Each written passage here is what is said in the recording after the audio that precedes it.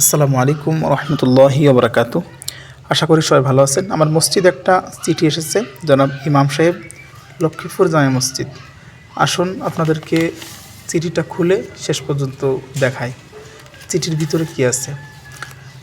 চিঠির ভিতরে একটা মাহফিলের দাওয়াত আছে, আর মাহফিলটা হচ্ছে জামিয়া ইসলামিয়া বাগে জান্নাত বালক বালিকা মাদ্রাসা, জাগলা, মাগুরা সদর, মাগুরা।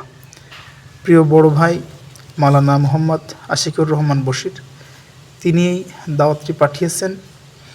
তিনার মাদ্রাসাতে বিশেষ একটা অনুষ্ঠান হবে, বাৎসরিক পুরস্কার বিতরণী অনুষ্ঠান, আগামী 3 তারিখ মঙ্গলবার সকাল 8টা থেকে শুরু হবে। এই যে দেখেন, বাগে জান্নাত মহিলা কওমি মাদ্রাসা।